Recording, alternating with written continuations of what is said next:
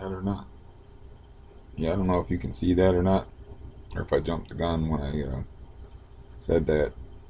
But it says 120 right now. I've been laying in bed and not moving, and my pulse says 120. I mean, I took a metoprolol,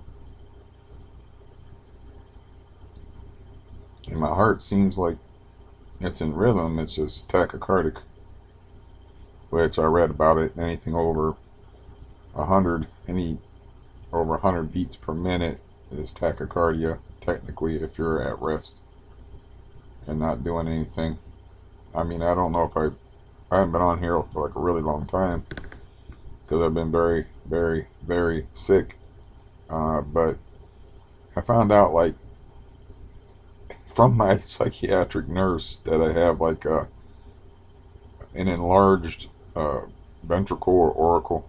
She just said one of the chambers of your heart is enlarged, and I had endocardiogram, which is where they ultrasound your heart, like a long time ago, and they were like, no news is good news. Basically, we'll call you if there's any problems. And it's like, well, it's really weird to hear that from your psychiatric nurse. It just happened to be a part of the my medical file she was looking at. So, anyways, people was asking about me, Cindy, and sorry, I forgot your name. UC is coming to mind for something like U, capital U, period C. A couple people was asking about me, and so I did a video, and I always have to be honest. And I was like, man, this ain't gonna help nobody.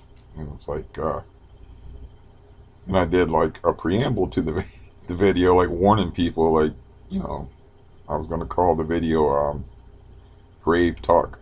Like, this is kind of shit doesn't help anybody. And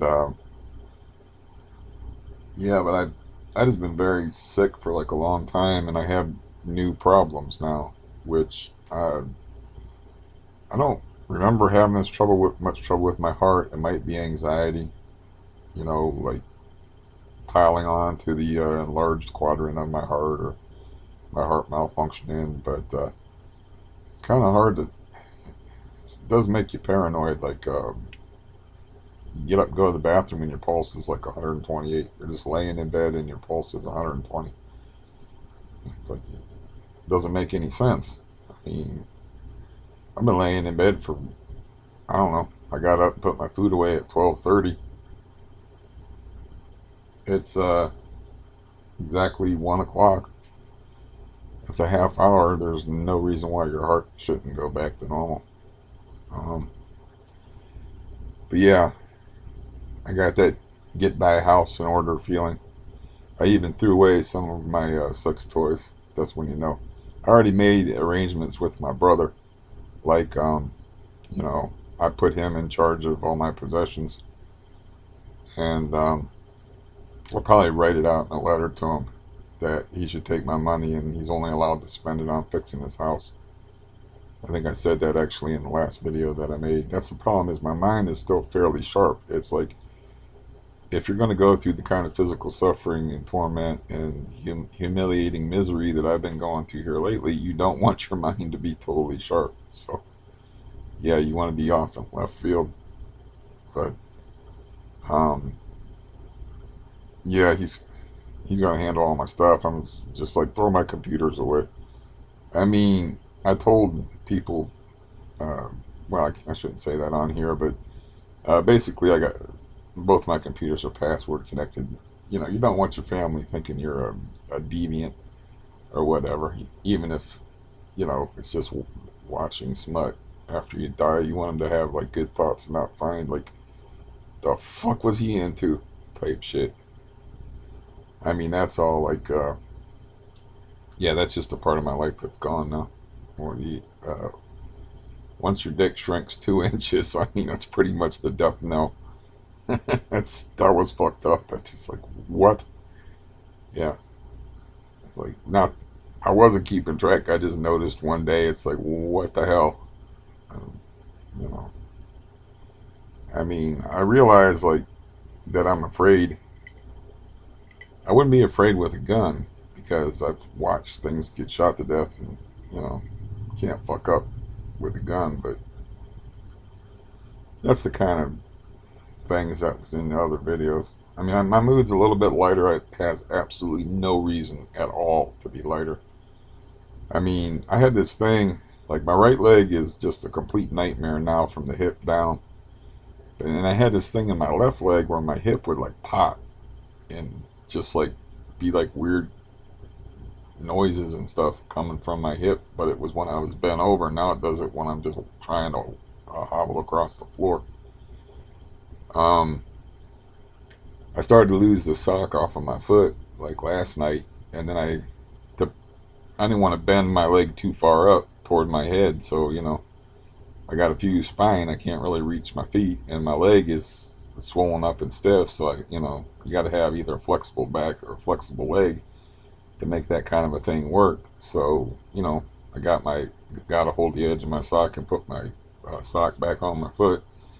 And man, I wanted to scream. That's like what they call acute pain. It basically means like uh, chronic pain can hurt really bad, but it's constant. Acute pain is stabbing, knifing type sensations. It's like boom. It's like getting punched in the face. So that's what it's like. It's like I wanted to fucking scream. And I know I made some noise, but all I know is like I was putting on a pair of socks and bending my leg up toward my head, and then I started having pains in my hip. And I like my hip is messed up to go along with my knee that's messed up to go along with my ankle that's messed up. And now I got popping in my other leg, and my heart is like out of control.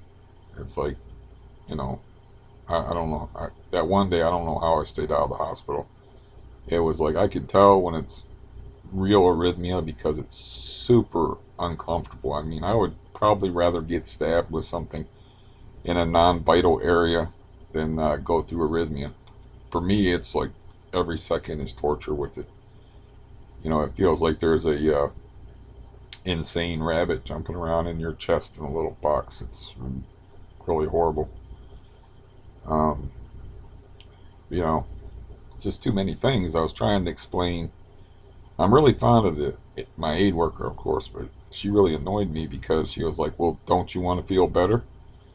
And I was like, people don't get, how messed up I am. And I tried to explain to her, like, well, I can't do this because I don't know about this, and this affects this. But then if I do that, then this will happen. There's just like too many things wrong with this biological system named Steve. There's just too much going on there. So, you know, if I guess I'm going to have to start some kind of controlled stretching. I don't even know what the fuck that's going to do to me. I got to do some kind of controlled stretching because only way I can really dress myself. So they have like came with my sock slipper on or things, but they have like clippers that clip onto socks and stuff, and like to clip onto your pants if you can't bend far enough to reach your pants. But the way I got to put any kind of like bottom wear on is basically I can get my left foot up a little bit, so usually I can do it, get my left in there with some difficulty, but the right is just impossible. So it's just like I tilt my toe up a little bit, and I only wear shorts, and then I could just try to guide it over there, and then like barely lift my foot off while I'm holding against the wall. It's like a whole complicated process. It's a fucking nightmare. And yeah, so I've had nothing. I haven't been on here because I've had nothing but bad news, and it's not going to do anybody any good to hear that. I mean, and then people mean well, and y'all are good people, so you want to help, but there's no help in this. You're not going to help. It's a damned if you do, damned if you don't type of situation. So that's that, and being like really, really sick is the reason why I haven't been on here. It's like I got like new shit to deal with, and it's bad. It's like I know a lot about exercise because I had to learn how to walk twice before, so I know like stretching exercises. I know some yoga, and I know like how to work with the body, but I never had nothing like this where my knee is all like I got three kneecaps, and it's all fucked up looking, and then my ankle's kind of swollen, and then I got pain in my hip, which I don't even understand. I can't even describe the way that feels. You know, if if I went, I don't like to go there, but if I listed like everything that's wrong with me from here down, it's just a whole lot of things. It's like everything. A long time ago, I made a comment to some gay dude on the internet that I would like to have my consciousness downloaded into a machine. I give up any physical pleasure at all just to be out of this pain. Any pleasure eating food, which I don't like eating much anyway. The sex thing, that's a shame, but it is what it is. Um, I just give up all of that just to not be in pain. I could continue as like a computer and just think about things. Like I like to write about things. I like the way your mind will like spontaneously make associations. It's one of the things I used to enjoy about writing. So there's still things that I enjoy. It's just I'm in complete torture every second of every day, no matter how I act on here. Um, and people, she's like, "Don't you want to feel better?" Because I'm like, I don't want to go to the doctor, man. They're just going to go on a fishing expedition. It's like, "Don't you want to feel better? You need to go to a doctor. You might need to go to the emergency room." And I'm like, "Yeah, they've helped me a lot so far in the past." Thinking to myself, but I just basically said they have been able to help me in the past, and I don't want to be run through a whole bunch of tests. It's like I don't want to. Yeah, I had all that stuff when I was younger. It's one thing if you had like a fairly clean slate health wise, as far as operations, spending time in hospitals, dealing with doctors, dealing with physical problems, and all that shit, and then you reach your 53 really is not your elder days, but then you reach your elder days and you start having problems. Then you have to go to doctors. Like my best friend has to get injections in his one eye to keep from going blind. And I ask him every time. It's so irritating to him, I imagine, but I ask him every time, will you go blind in the one eye or in both eyes? Or, because that one day he called me, he said I was basically calling you just to distract myself because I had to have that injection. I think he has it like every 4 weeks, sometimes as much as like 2 weeks. It's all up to what he sees. He can, see weird shit in his eye. He doesn't have like normal peripheral vision, and he sees like floating things, like more than everybody sees a certain amount of floaters. You sit there and do it with me now. Sit there and look at like you'll see like stuff floating around that's really just doesn't belong. It's not part of reality. But his is a whole nother thing. He's like it's like a flock of crows. It's like a big thing. So he had a detached retina, and then it led to something else where like he has to have this injection, like literally an injection in the eye to keep from going blind. But he's 68, and he had like really good health all the way until he had this problem with his eye. He had a problem also with oh, I forget. I think an embolism in his lung or something that was life threatening, so he has to be on blood thinners. But he had like a good 50 years before these things started going wrong, so it's different, like dealing with doctors at that point. But I am worn out with doctors. I'm worn out with hospitals. I'm worn out with medical care, fishing expeditions, tests, all that shit. You know, so that's one thing. It's like, even if they can fix me, I don't even fucking care because they won't be able to fix me to where I'm anywhere near normal. They'll just be able to fix me maybe back to an acceptable level of suffering. And then what? Then I'm going to get older and then I'm going to have other stuff go wrong. Because that's just the way it works. And I don't see the point in it. I've talked about this shit before. I don't see the point in it. And I don't think it's, fair for people to ask me to keep going, but you can't discuss this kind of thing with like loved ones and stuff. It's like, I'm cool. I just want, I had my shot. I failed. My life is basically a failure. The only thing I succeeded in doing was being a pretty nice person. That's kind of an important thing, but everything else, I failed at. I was talking to my brother last night, and I was just like, I've always made stupid, horrible decisions. I was talking about this waterbed that I bought, and like, I just never would think of things like simple fixes. I'm like, because he was talking about sleeping on the couch, and I was like, I had this couch I slept on for years that was super comfortable. I had bought a waterbed that was like used, but it was a cedar wood frame. It's clearly a very expensive bed, and it was a queen size waterbed, and it had like, it's a newer kind of waterbed with the foam inserts in there, the supposedly waveless kind. Don't believe it. There's no such thing. It had a heater on it, so my idea was, well, it gets cold in here in the wintertime, and would be nice since I'm not able, wasn't able even back then to cover up like a normal person and be comfortable. I was like, well, that would be cool, because I would lay on something heated, but the mattress wasn't firm, and you sunk in on it, and even with the foam inserts, it would do that sloping thing that water beds do, and you would have to like push on the feet of it to like get it to even out, and it's like I just didn't like it.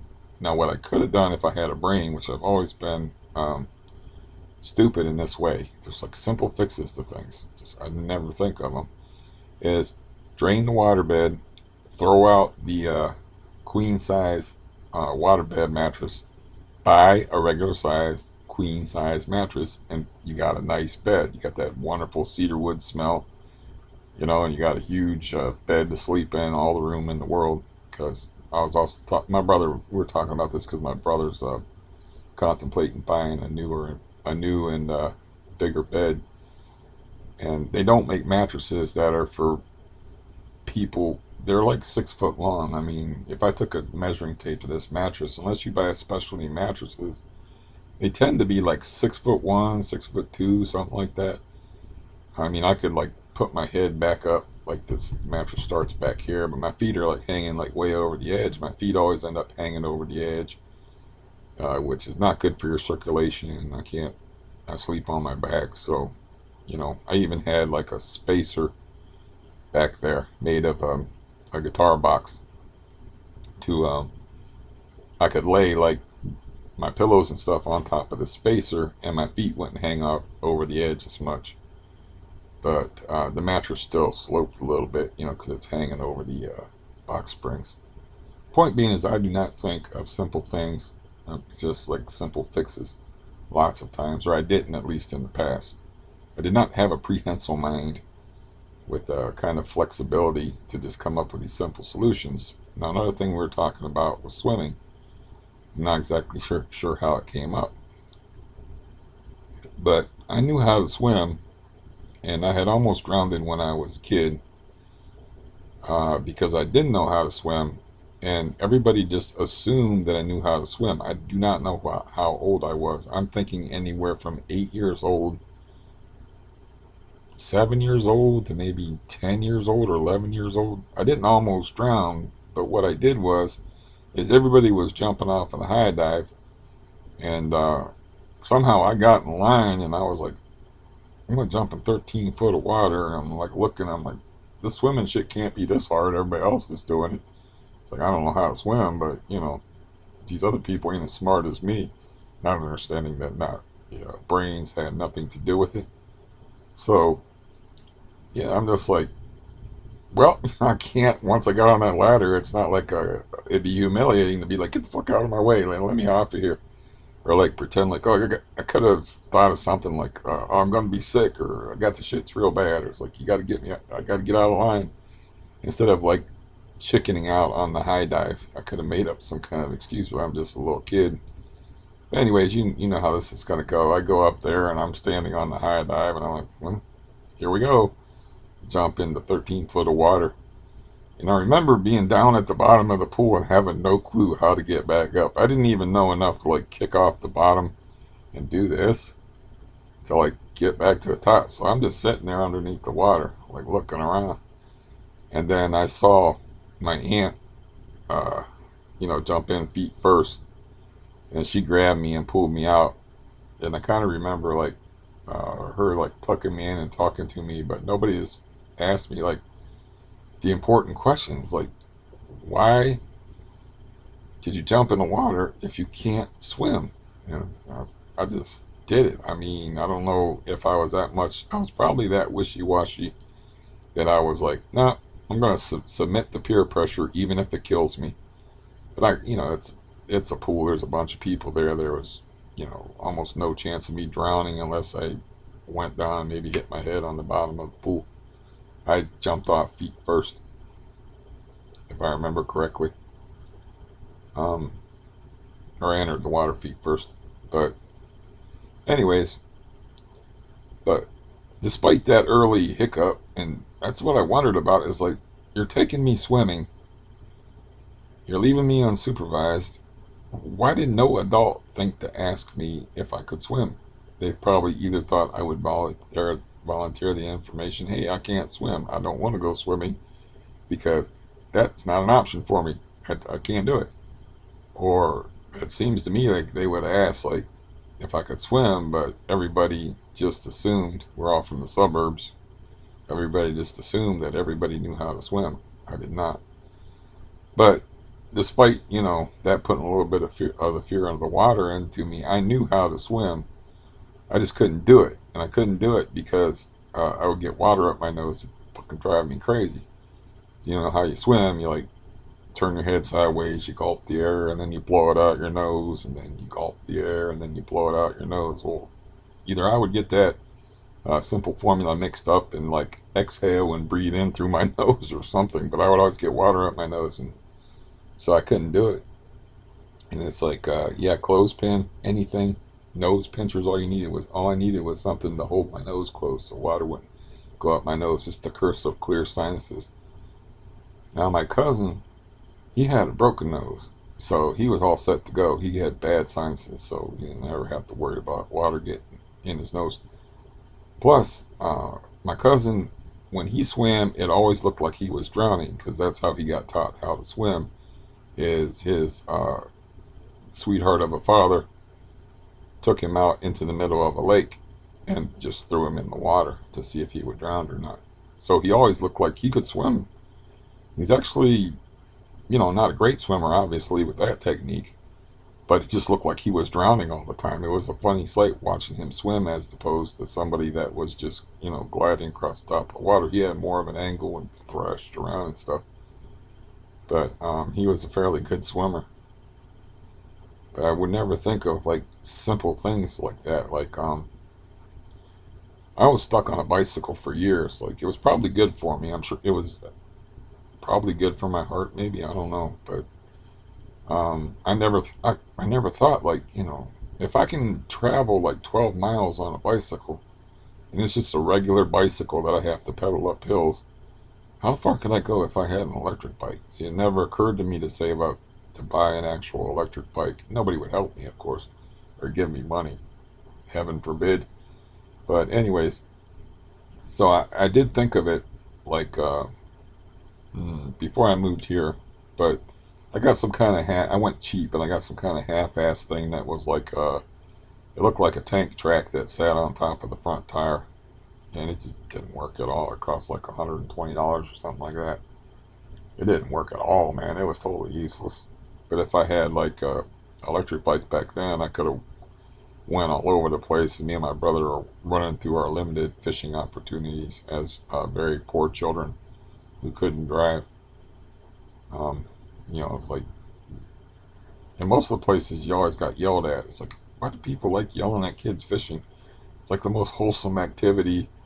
Shouldn't you be yelling at us if we're out pimping hoes and stuff on the corner? No, we're just fucking fishing, but they don't want you on your property because they feel like if you get hurt on their property, your parents would sue them. So they would just always, in my neighborhood anyway, where people had a lot of money, they're worried about losing, they'd always just throw you out. So I was constantly getting thrown out of places for trespassing. And just, I got thrown out of places that were like public access And it's like, okay, you're allowed to fish here, and I'm like, this is a fucking strip mine pond, but okay, big dude and bigger dude. Thanks, man. Thanks for allowing me to fish on public property. Which I had an incident where I looked it up on this map, and it's like, okay, this part of the lake belongs to this house up here, but this other part of the lake doesn't. It belongs to the state. It's just state land. It don't belong to anybody. Therefore, as long as I fish on this side of the lake, I should be cool. The problem was you had to walk through uh, these people in the house property, and they had a gate, and then you could walk through their property to reach places that you were allowed to fish at. Now, we fished all day there, me and my brother once, and then we can't drive because nobody taught us how to drive or swim. But we're sitting there waiting for a ride to pick us up, and we're doing it like right out in the open. We figure, what the fuck are they gonna do? They're gonna throw us out, and then like we'll just move our chairs and sit them beside the road. You know, it's like, so they had like a barn there and a little like gravel area that for coming off the road, and so we just like had a couple of folding chairs, and we just sat there and talked, and I had a couple of channel catfish that I caught, and no problem at all. So the next time I bring two pothead dumbasses, my foster brother and his friend, and I'm like, look, just don't let the people in the house see you once we get down there, because they might call the police on us.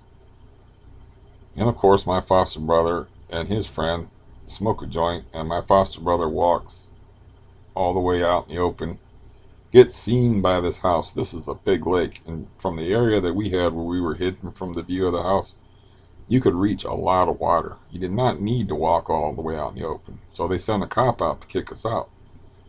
And this is like a huge hill that you have to walk down. He's standing at the top yelling at us.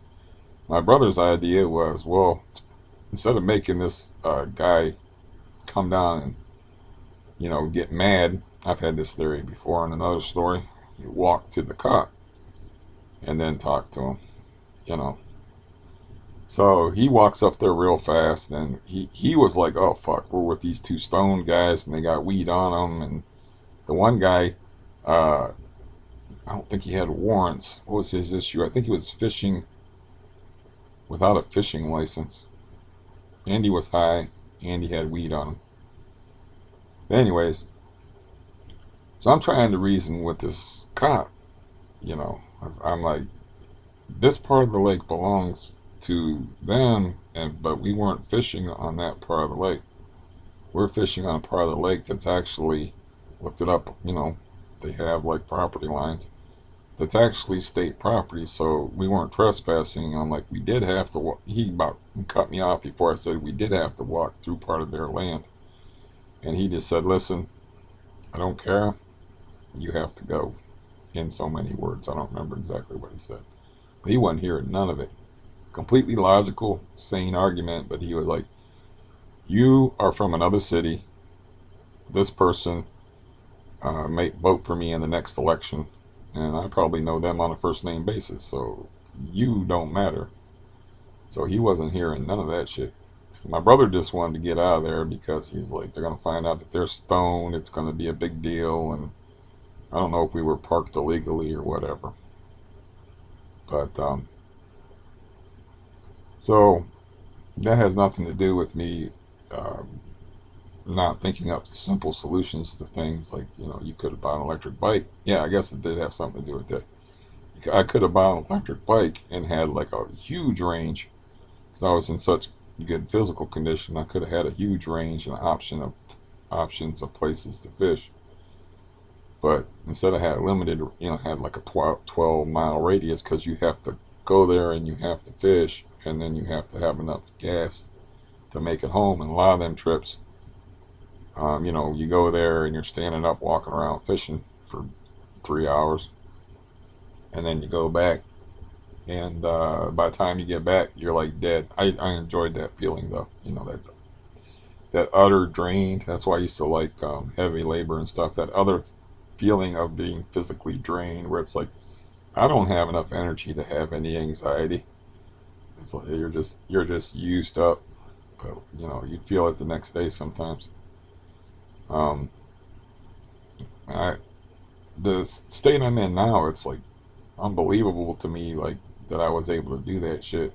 And then like another thing that I did is I would like just bring a garbage bag because you can't carry a freaking lawn chair on a bicycle. So I would just carry a garbage bag with me and spread it on the ground so I wouldn't sit any muskrat turds or goose poop. And which occasionally you slide off of them and then you find out later on that you ended up in goose poop. But anyways, that's what I would just like bring a garbage bag. I wouldn't even bring like a cushion or anything at all to sit on. I would just sit on the hard ground and fish for hours like that. It's like all seems like a distant memory. I'm not sure when all this changed. I know that my life took a significant turn for the worse when I moved out of the shithole apartment where the waterbed was, where I was sleeping on the couch, which was the most comfortable couch in the history of man. It was, that's what my brother was saying. He's like, I gotta sleep on the couch now. And my bed is so messed up, I gotta sleep on the couch now. And he's like, I'm too wide for it. If you're big enough and you're wide enough, it's like you overhang. Like I have trouble sitting in certain chairs and stuff because I'm too wide. And he's like, it's a real problem on a couch. If you want to lay on your back, you can lay on your side and stuff. But then I don't like to bring up bad things that people done to me in the past. But I was like, I worked it into the conversation that like, yeah, I had a bed upstairs until you kicked me out. And then I remember sleeping on this little tiny couch where the arm of the couch was all ripped up and there was just staples poking up. So you would get your ankles, or in my case, the back of your calves poked by these freaking staples. And I finally finally had the bright idea of like hammering the staples down. But the couch was so worn out that the padding on the arm of it was all gone, and it was like a 5.5 foot couch. Now it's 6'1", so the math didn't add up very well. And that's the couch that he doomed me to after I had surgery. And just throwing out various random memories. One, my brother, I said this about my cousin to my brother last night, but he was talking about our foster brother, my cousin, and he was, we're trying to just randomly talking about him, and I said, well, uh, you know how they were brothers when they were growing up and all that stuff. It's like so and so said about him that uh, Joe cares about Joe. That's what he said. It's like he's not thinking about you. But my brother was kind of the same way because it's like a survival situation thing where you get like focused on yourself and you get that narcissism. But I had to have like when I was recovering from my surgeries when I was 18 years old, um, I had to have like one of them raised potty things because I was tall. It was hard for me to get up and off the toilet, so they had like a raised potty extension thing. And my mother was like, I, I'm all fucked up and really messed up. And my mother was like, yeah, will you put Steve's toilet seat on the toilet for me? And he's like, no, it's bad enough I have to touch that disgusting thing when I have to take it off. I hurt my feelings. I was like, well, you don't care about, you're not really concerned about me at all. It's like I'm in bad enough shape that I actually need like, they're like a raised up. I don't know how tall they are, but they're like a raised toilet seat extension thing. I actually have to have that. I'm that fucked up. I think I was in a back brace at the time, and he's gonna be like that. He's not gonna be like, sure, I'll help you out, or decline in a polite way and make you feel like you're a burden when you know you're a burden already. So, anyways, I learned how to walk after that, and that's when he took over the upstairs and doomed me to the 5.5 foot couch with the staples. But I still love him. Yeah,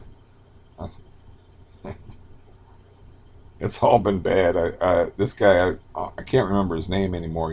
He doesn't watch my videos anymore, but he was one of those guys that was really severely affected by benzo withdrawal. He was doing Klonopin, and they like cut him off of it, like just like dropped him off cold turkey. So he was the guy that was like, I can't even, people don't believe these things when they hear them unless you go through them. But he was like, I could drive, but I couldn't drive myself. I would lay in the back of the car, and my wife would drive, and I would throw a blanket over top of me because all the noise and sound irritated me. He said that's how I would go to my appointments, and I believed him, of course. But people hear that stuff, think you're crazy. I said that the wind hurt me to um, this guy named Jim Crows, and I explained it later on, and he was like, "Oh, that explains it." He's like, "I just thought you were crazy saying something like that." I was like, "The wind hurts." Like, what? But yeah, that's another thing. Is like I don't have really good pain tolerance. I think it's because, like in the book Dune, I am trapped in a pain amplifier. So, anyways, when they wanted to punish people in the book Dune and in the movie Dune, they reference it too. Maybe it's only in the movie, but it's at least in the original movie with Kyle MacLachlan. I think that's how you say his name. I'm getting really desultory here with this. I'm digressing a bunch just for accuracy's sake. That doesn't matter. Anyways, they were like, "You will do this, or you will live out the rest of your days in a pain amplifier." That's what I feel like I'm in. I'm in a pain amplifier. I think that's what the CRPS is. It's chronic regional pain syndrome. It has pain in the title, so wearing a shirt hurts. Like being covered up with a sheet, touching my stomach hurts. Everything fucking hurts. So then when you have something that's bad, like my knee and my hip and my ankle and all this other stuff going on, it really hurts. So, that's the thing about being a tough guy. It's like, are people really tough guys, or are they like their nervous systems? How much pain is actually getting through? It's like everybody has such a singular experience. We all actually are in a bubble. It's like I get stung by a bee. It hurts like a bitch. I stop whatever I'm doing. It's like time out world. My brother gets stung not by a bee, but by a hornet. He smacks it like a mosquito and carries on with what he's doing. I told you before, he got stung by 3 hornets, and he only quit when a wasp went down his shirt and stung him 3 times on the chest. He was like, after that, he was like, "I'm done." But 3 of the little yellow jacket hornets, they hurt, but you have to differentiate between the yellow jacket hornets and the bigger black and white hornets. I don't know what they're called. We just call them blockhead hornets. Who knows? They got all kind of different insect life that's evolved or accidentally been imported from other countries now. They have mosquitoes that stay out in the daytime, which when I was a kid, if you were in the bright sunlight, you were safe from mosquitoes in Ohio. Not anymore. That's why I was shocked when I went down to Florida in the 90s. And I'm like, these mosquitoes are tiger striped, like a zebra, white and black, and they bite you in the sunshine. Like, this is fucked up. And then I remember, like, reenacting the scene with Frodo and, no, Bilbo in Mirkwood, and walking through this place, and there's just spiders everywhere. And I don't do spiders, but I mean spiders where the circumference of their leg is like the size of the palm of my hand. Like these, where you can almost see their facial expressions and shit. And there's just these big webs, and they're just like spiders I've never seen before. And I got lost in this little thicket of woods, and I'm like trying to get out of it. And there was all these unfamiliar foliage and tons of vines and stuff to get tangled in. And then if you got a place where you was untangled, you had to deal with a bunch of spiders, and you worry about spiders.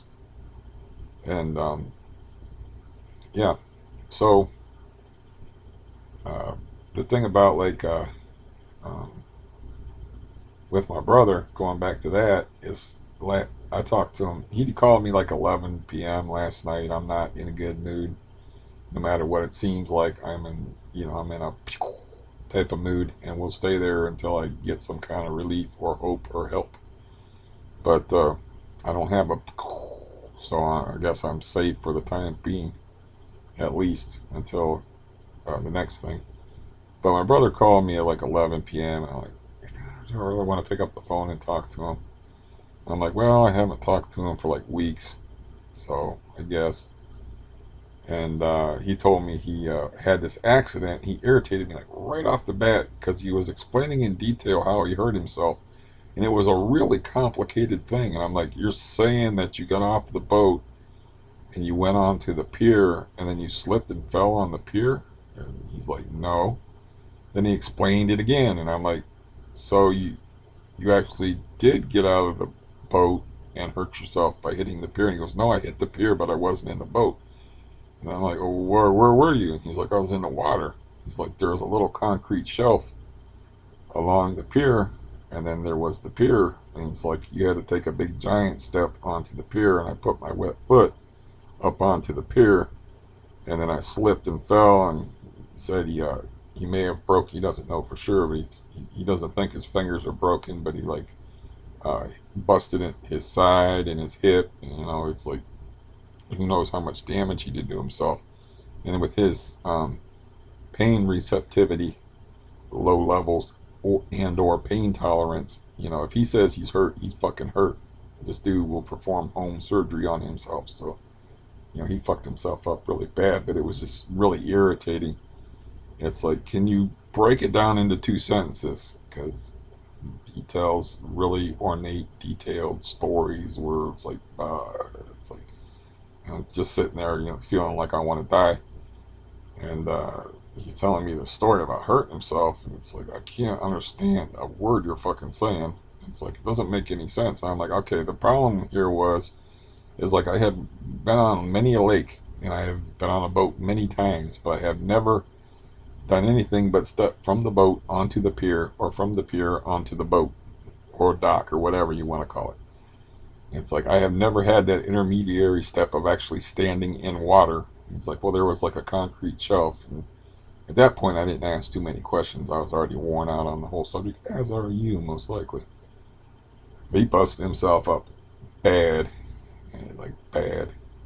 I don't, maybe, I couldn't get out on the first time. I'm not even going to ask him about it, but I don't know if he got up onto the dock, if his foot slipped off the dock and he slammed sideways into the dock and tried to catch himself on. I don't know. All I know is the motherfucker hurt himself real bad. That's all I know. And I just got my food shipment and did a little game of Tetris, trying to fit it into the freezer because I haven't been eating. This is like the first day I've eaten before the afternoon in like forever. I had a couple of days where I didn't eat at all, and then I had one day where I ate most of a sandwich. Another day where like, okay, I'll try some tortellini, this beef tortellini stuff, and then I would eat like one meal a day for like a long time because my bowels went all crazy and my heart went all crazy on top of it. And it's like, well, that's just part of my issues is, yeah, like I've said on here before, probably, as I was talking to my niece, and I just like to break things down quickly. I was like, terror is not facing down somebody with a gun. Terror is not being able to feel your own asshole. It's like, I don't know what the hell's going on down there half the time. I'm trying to get things regulated back to normal, but after a while, I was like, I'm tired of cleaning myself up. I had a stupid incident where the nurse was here. That's her fucking job, but she went out to the store. I had basically an accident. I figured out how to, like, unfortunately through experience, deal with that. Like, you take scissors and you cut off. I just use like Depends for like urinary troubles, but I don't really have those. But I don't use like a regular diaper. But you take scissors and you cut them off, and that way you don't get anything on yourself. And then you got to try to clean yourself up. And it's like I didn't have like a huge thing to deal with, but I had a race against time because I was like, I don't want. It's her job to deal with this, but I don't want her dealing with it. I'm not, I'm completely aware of what's going on, and yeah, that's a horrifying fucking idea to me. To have some 68-year-old woman like cleaning me up like a little baby is like this fucking horrifying. So, I got my heart kicking crazy, and I'm like doing a race against time, cleaning myself up and getting back into another pair of dites, and uh, they call them nappies, I think, in Britain, and um, getting making it look like everything's normal for when she got back. It's like one good thing about making those videos is like one of the things I said in the video is like I don't want to be like incapacitated where I'm completely in a bed, getting bed sores, shitting myself, waiting to die in misery, like trapped and at the complete mercy of others in a prison of flesh. I watched my mom go through that for years. She was completely miserable. If we lived in a sane society, the medical community would like help people like that and put them out of their misery. It's like the old movie about the marathon dancers. They shoot horses, don't they? It's like, what good are you doing keeping people alive that they're not going to get better? Why are you fooling yourself into thinking they're going to get better? It's just stupid. And like, that's my great fear, is to be trapped in that situation where there's nothing I can do. I don't have the option anymore to get out of it. I have to depend on, people are going to keep me alive like a vegetable. I already like had these VPA people question me about a DNR. That's the first time in my life that they said, you know, how do I feel about do you want a DNR, do not resuscitate? I'm like, yep. It's like, can you DNR me right now? Just shoot me up. Because I don't know what I'm doing as far as taking myself out of this mess with the chemicals. It's like, and I was running through it in my head, and I'm like, it's not the fear so much of like dying. It's I don't want to die. Of course, I would like to be normal, and I got a bunch of football cards here that might be fun to play with when the football season starts. I still like watching some TV. It gets old, but I still like watching some TV and like doing some things. But I'm scared to fuck it up. I've been in like psychiatric units, psychiatric wards.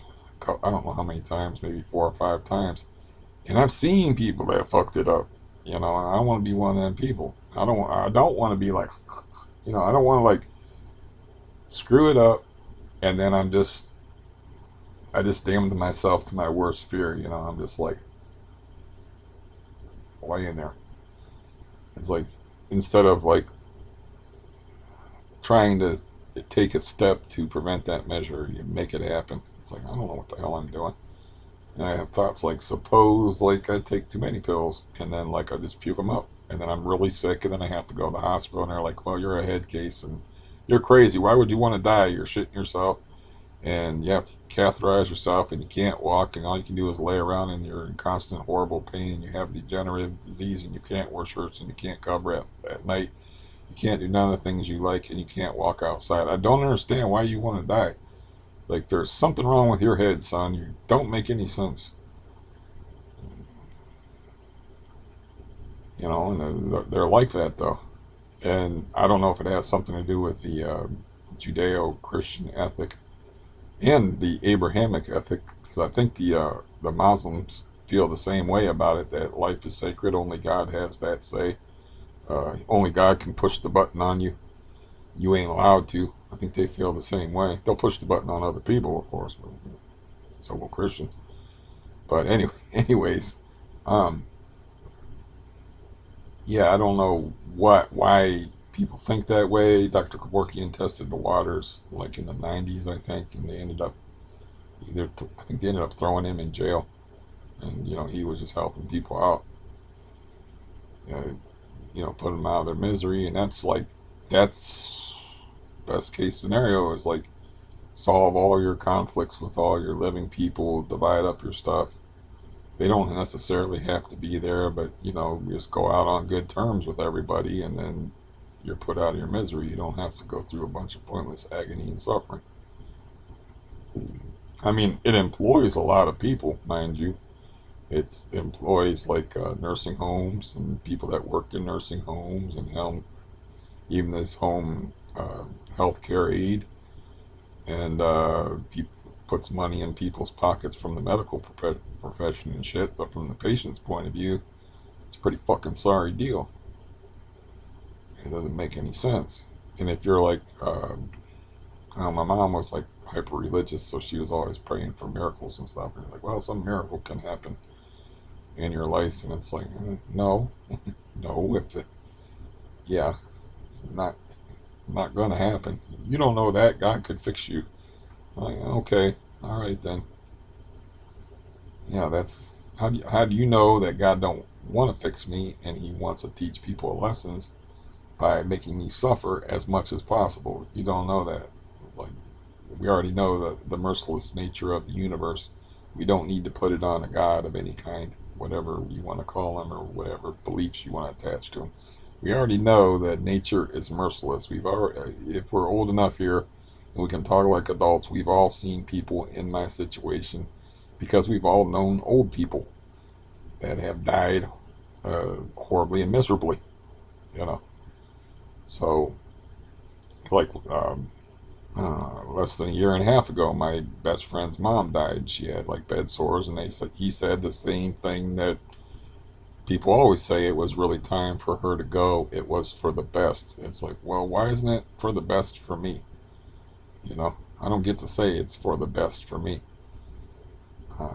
Yeah, and she was suffering less than I'm suffering right the fuck now. I can guarantee you that she could walk better than me up to about 6 months before she died, and then she was like in bed and getting bed sores and shit.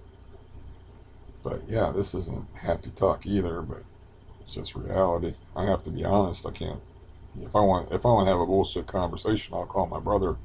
We talked about fishing like for hours, and I got like an extensive fishing history. Though most of it's he's heard before. Um, but we talked fishing for like an hour at least, and then talked about him wanting to get a new bed, and I talked a lot. I interrupted him quite a bit for whatever reason. Um, I don't know. It's like it seems like a lot of his problems are preventable too. So I don't know. I could leave that in my will. Please use this money to uh, fix your house as a tribute to me. Install a shower and some hot water for yourself. But he's gonna drop like $1,000 on a bed, which he does need a new bed, and he had like a small twin bed, and I'm like, well, you don't really need a giant bed, you know. You're single, and as far as I can tell, you ain't looking to be not single. He has worse intimacy issues than me, like, so just go with the twin bed. But a full size bed is cool because you can set stuff like a computer on the bed. That probably made more noise than I wanted to, and you can chill in bed, and you got a little bit more room. He's not as big as me, stature wise, but he's not small either. Um, but anyways, yeah, I can't just be on here bullshitting and wasting time. I mean, I do tell a lot of stories on here for your amusement and mostly my amusement. But I have to talk about. We have to have real talk on here. Yeah, this is a safe space to talk about these things. That's what was really frustrating me is like even talking on here, I'm taking a chance. I was like, I'm taking a chance saying the things that I've said on here about other situations, about other things. And it's like, even talking about this kind of stuff, because that one a-hole that had some kind of grudge over me over something really stupid outed my name. And I was like, fuck it. And then I just said my name on here so everybody, it's not hard. I'm not hard to find. You know the city I live in, my name. So if somebody wanted to cause trouble for me, they could. Why they would, I don't know. I wouldn't know why. It's kind of, in my view, it would be kind of selfish to be like, oh, we need to protect this guy from himself because he's entertaining in his suffering. To me, that's selfish. Like my brother said he wished mom was still alive. And I was thinking, that's crazy, man. Crazy thinking that. It gave him a purpose taking care of her. It gave him a sense of value and self-worth. It's like, no, man, we didn't get no childhood. Go out and enjoy yourself. Have some fun. So he's, falling into piers and stuff and having fun now. Going out and doing things and having adventures and whatnot. Always one of my favorite things from childhood all the way up until when I got all fucked up, which wasn't very, very long, was to throw yourself in a situation where you had to depend on your own wits and you didn't know what was going to happen. That was always fun. We even had that thing where we'd go fishing when we were little kids, and we'd be by the pond, and fishing would be slow or boring. And somebody would say, "Watch my rod, I'm going to go gallivanting," which I talked about on here before. And then we'd just wander around in the woods and try to get lost and go around hunt for shit. Try to find some new territory. Pretend you're an explorer or whatever. I like that situation where you're in a situation you're kind of unfamiliar with, and you're not sure what's going to happen. It's stimulating instead of the surety of misery that I face when I wake up every damn day. And people ask you this question: do you ever wish that you went to sleep and never woke up? Why would you ask that question? It's like, that's true for so many people. They wake up and then they have to deal with psychological issues. They have to deal with their past haunting them. They have to deal with physical torment. They have to deal with a whole bunch of shit. And it's like, of course you want a way out of it. Another thing I thought about, because I do think about things from a lot of different angles, is like the biblical line, no greater love hath any man but this, but to lay his life down for his fellow man. I'm like, bullshit. JC, you got that wrong. There's no greater love that a man has for another man than to stay alive for him when he wants to die. You know what I'm saying? And it's like, I love my brother, and I think about my brother. I'm not trying to like save my brother's soul or whatever by dying and getting out of the mess. It's like I'm here. I wake up each morning. I'm fucking miserable every damn day, and I can think about how my death would affect other people when it's really what I want. It's like, of course, I want to be out of this mess. But yeah, they got that ass backwards. It's like, especially if you're a good person and you say you believe in heaven or whatever, or even like we'll make it in non-Abrahamic religion terms, and you believe in a higher plane of existence of peace, or you believe in the idea where your mind just becomes stardust and you blend with the universe, and you are no longer an individualized being, and you no longer have the cares and suffering attached to for said individual or being. You can make it even something abstract like that. But yeah, it's a win-win. Either if you're an atheist, you're dead, you're not hurting anymore, and it's over with. Thank God it's over. Or if you're a good person and you believe in like a good person is going to be rewarded in some way when he dies, it's a win-win. So why the hell wouldn't you want to wake up when you go to sleep if you're suffering every day to ridiculous levels? And the mental torment of not being able to do anything is just horrible. And then the fear all the time that I have of like, is this the day that I'm going to end up in the hospital? And then going to the hospital because of my expiratory issues and all my CRPS related issues is not, it just makes it even harder than it already would be. It's like not hard enough, that your heart's not working right, and that you could die at any second. You got to have like extra things like, don't touch my stomach. No, I don't want to cover up. No, I don't want a blanket. You be some kind of weird alien creature. that people don't understand. So it's even worse. Nobody wants to be the king of pain here, but this is just the reality of my existence. And as a matter of fact, my brother, I think it's an emotional thing, but he has like I think he also like eats anything. It doesn't like he was making jokes like about drinking expired juices that I had here, and he's like, "Hey, don't throw that out." I'm like, "Yeah, but it's like expired by like 3 months." And he goes, "Ah, I like to roll the dice." It could be like he's for whatever reason doesn't fear food poisoning, even though he's had food poisoning probably half a dozen times. It's like I live in fear of food poisoning, but whatever. But and it's like an emotional thing. Your emotions, and this is a biblical thing. The bowels in the Bible are the seat of your emotions. So he gets stress and stuff, and messes with his bowels and stuff. So we were talking about like I think Imodium AD or something like that, and I'm like, you got to watch that stuff when it's expired. And he goes, oh, they pack them things really good. And one time I actually put off going to the emergency room because I took expired Imodium AD, and it's like, dude, those are some dice you don't want to roll. It's like I got in my aunt's car. My nose was really bothering me. Got in my aunt's car, and before, like, right when I went to sit down, I'm like, I can't go. I got to go back in and get cleaned up. And she goes, yeah, I can smell it.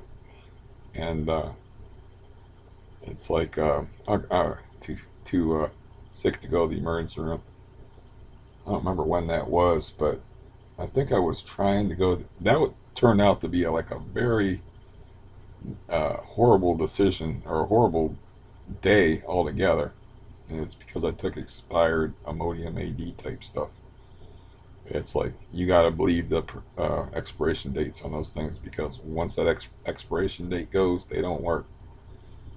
Um, but I didn't go that day. I went the next day, and we had this ridiculous, insane snowstorm and like a horrible, horrible weather. And for whatever reason, my best friend decided that he needed to visit me, and he just popped up and showed up in the psych unit at Altman Hospital, and he had a bunch of deranged people trying to explain to him how to play Yahtzee, and I was just like, this is really weird. It's like these people are trying to teach my friend, the cop, how to play Yahtzee, and I'm just sitting in here, and I'm like, you didn't really have to come. It's like I don't really need the moral support or anything. It's I've been in these kind of places before, and I've been in worse situations. He goes, yeah, I know. I just wanted to come. But the weather was absurd. It was like 9 degrees outside. The roads were freaking horrible. And it's like, surprised your wife let you go out the house.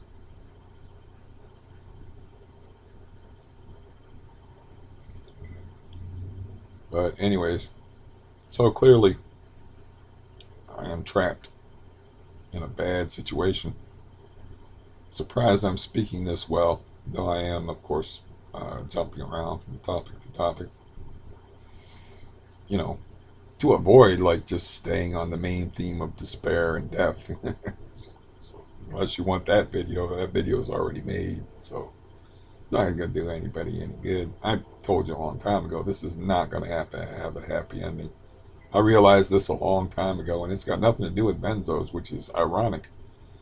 It's like the benzos thing. I haven't taken any benzos today. I took 2.5 milligrams of Valium like yesterday.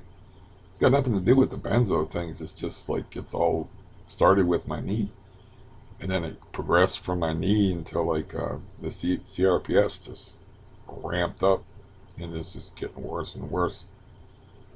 And but it all started with my knee. It's like if I could, when I moved into this building, I pedaled a bicycle downhill to a grocery store, filled up 2 bags of groceries, and pedaled it manually uphill 10 years ago. If I was in that kind of condition now, I would have no trouble at all getting off of benzodiazepines. It wouldn't be an issue because I already done these experiments for a while. It's like, yeah, you work out, you get exercise. When I was on Xanax, which is way worse as far as withdrawing than Valium, it's like that. I was exercising while I was stretching in between my, stretching my dose out as far as the Valium. I mean, as far as the Xanax. And I was down to like a quarter milligram of Xanax, like really quick. And I was suffering, mind you, and I was supplementing it here and there with little dabs of Valium that I would buy off the street. But I was down to a quarter milligram, and then I had to go to the dentist because my doctor is an idiot. He's in prison right now, probably if he's still alive. They don't like child rapists in prison. If he's still alive, he's in prison. So, but at the time, it's like he just decided to cut my dose. And it's like, I explained to him, it's like, I got this dental appointment where I have to get oral surgery coming up. Like, this is not a good time for me, but he wasn't hearing none of it. So, of course, I dropped down to a quarter, and then had incentive to do that because I needed to stockpile for the day that I had to go to the dentist. Because you do not want to go to an oral surgeon for the first time in a completely different city, in a completely different hospital, and meet a whole set of completely different people in a state of benzo withdrawal. That is not a recipe for success. That's a recipe for them keeping you and throwing you into the psychiatric wing of whatever hospital you're having this done at. I do not remember the hospital it was at a hospital that I had the oral surgery done. I don't remember where. They didn't have, their office was part of a hospital. I don't remember, too long ago. But my point being is, like, the benzo thing is really over. I mean, I'm still taking them because I'm laying here and, like, I can't do anything to relieve my stress. I can't do anything. So I'll take maybe 2.5 a day, or I'll take 5 milligrams of Valium, depending upon which chart you use. 10 milligrams of Valium is equal to half a milligram of Xanax. If you use other charts, 15 milligrams of Valium is equal to half a milligram of Xanax. It all depends on what, Google will cough you up a couple of different sets of information on that. So I talked to my psychiatric nurse, and she seems to want to switch my. She seems like a nice person. She seems like she wants to switch my medications around. So I told her, like, I was getting 300 milligrams of gabapentin to take a day in 100 milligram doses, but I just take 300 at once. And she's like, "What if I prescribed you 300 twice a day?" So, they look like this. Oh, they don't look like that. Of course, I got a million pill bottles, which reminds me of something. But anyways, the 300 milligram ones look like this, and they're yellow, and in a bigger bottle. I do not take 600 milligrams of gabapentin a day. I took 400 milligrams yesterday because I did that. I'm sorry if I made noise. I did that thing where I had that screaming pain. Actually, I already took them before I had the screaming pain thing. So anyways, that's what the 300 ones are, like yellow, and the 100 ones are like white. And I still got like a bunch of the, not really a bunch, like maybe 25 or 30 of the 100 milligram ones left over. So she changed that around, and I remembered the medication. I was like, these medications have weird names. I'm going to remember the name of this medication because of the Lady of Fatima. And she's like, "What?" And I'm like, "Well, it's called Fatima. It's pretty close to Fatima." So, or however that's pronounced. And she's like, "Yeah." I said, "Pretty soon they're just going to be like a random mix of," she's like, I started making jokes, and I was like, "They have more names for drugs now than they do like racehorses." because you got to have an individual name for each racehorse. You got to come up with something crazy like Becky's Pride, or just uh, Purple Palooza, or just whatever. You got to come with something wacky because two racehorses ain't allowed to have the same name. I'm like, or they could just make the pills names just like license plates, just a random computer generated assemblage of letters. And this stuff's called Fetsima. It's supposed to be antidepressant and help with neurological pain. I'm like, first thing I always want to know is like, this is one of them things where I have to let it build up in my system before it does any good. Yes, that's bad. I'm like, well, what side effects are we talking about with this stuff? And it's like, well, it upsets some people's stomach. And I'm like, I'm drinking about a bottle of Malox every 4 or 5 days. My stomach's always, I ate through a whole things of Tums. As far as I can tell, Tums are candy. They don't do anything. My stomach's upset all the time now, so um, they're still at the drugstore, the Fetsima stuff. So not until I get to some level of normalcy am I going to experiment with that. But she seems pretty reasonable, and I talked to her and um, told her just if I don't like them, I'm just not going to take them like the Lyrica stuff she prescribed for me. It's like, I'm not going to take those. Um, but yeah, this has to be like a physical therapy thing or surgery thing to fix my knee. Now maybe my hip. I don't know what the hell's going on with my hip, but it's bad. I'm pretty good at like letting the days roll by, getting wrapped up in my head, but it gets pretty boring. I'm running through the Amazon series, The Boys, again. It's like you already seen it, but it's kind of hard to find anything worth watching. I got like a smart TV, but the programming's not too smart on it. Um, so it's hard to find like movies that'll hold my interest, or uh, the best thing, of course, is to get wrapped up in a TV series that ran a few seasons. So they got this, looks like a modern day Western called Yellowstone. It's only on the Roku channel on my smart TV, but I can find it on the computer. Can maybe try that. It's just incredibly boring. It's just such a waste of time. It's like it's not so much that there's no quality of life here. It's like I'm just dicking around, like wasting time all the time watching movies, um, writing comments nobody really cares about on the computer, uh, watching videos on YouTube that just just killing time. Just killing time anyway. It's just basically being on death row, just killing time.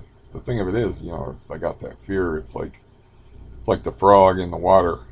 If you raise the temperature of the water uh, 1 degree every half hour, at what point does the frog jump out of the water? And at what point is it too late for him to jump out of the water if the temperature of the water is raised that slowly?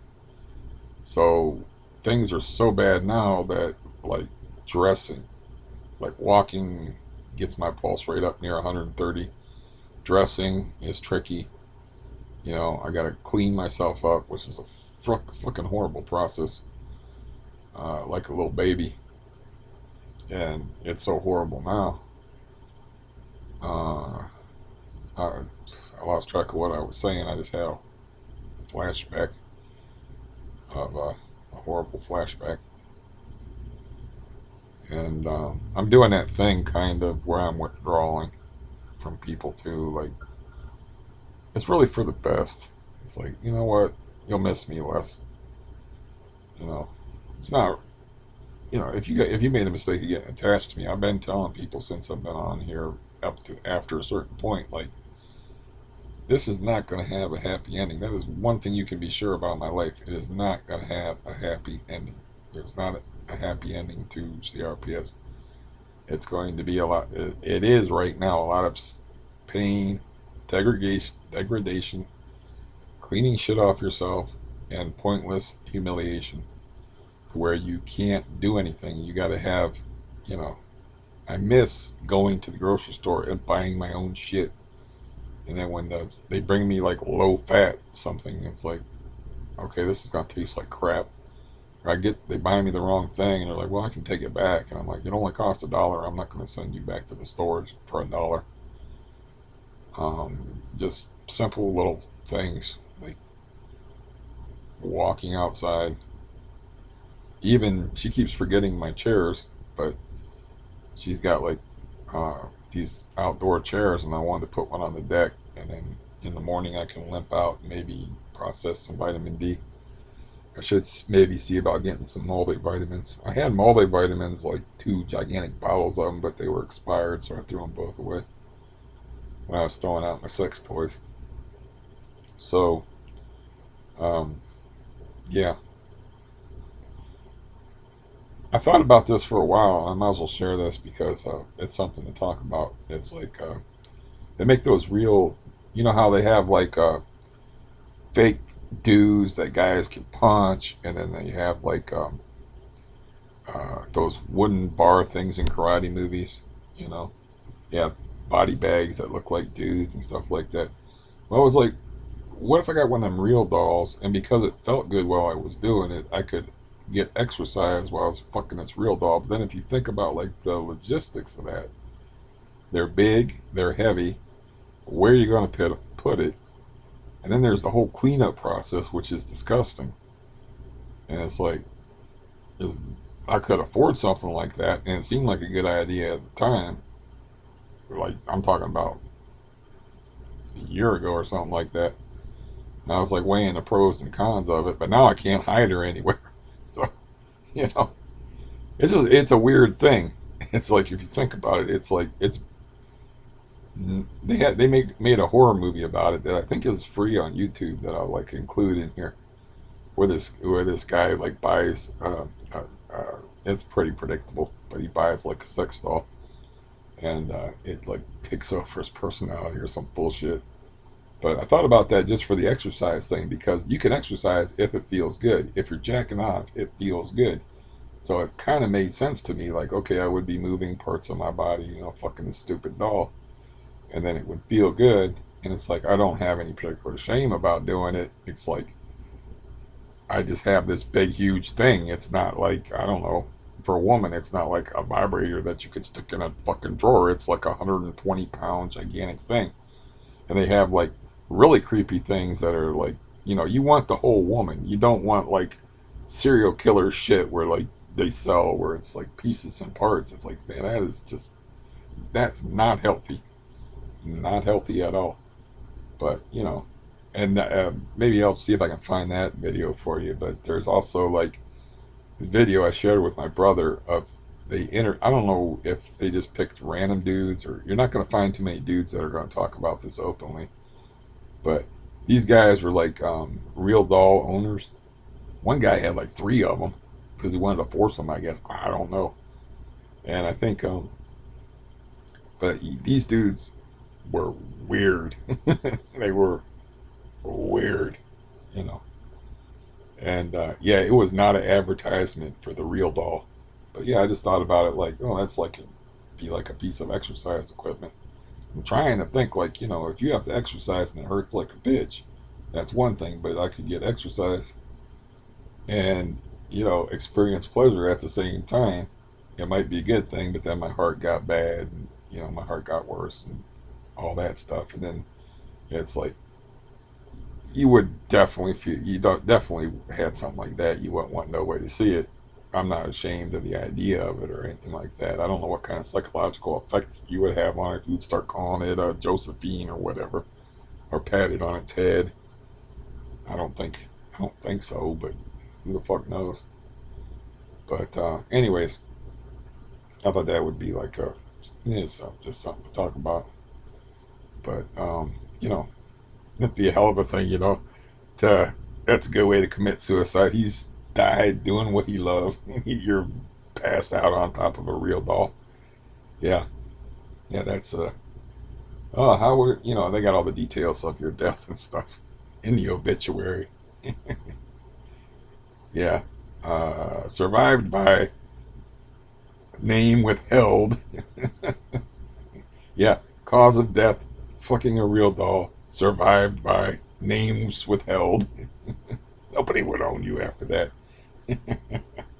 I mean, I grew up, my favorite show was Kung Fu with David Carradine. He killed himself by autoerotic asphyxiation, hanging himself while he was jerking off.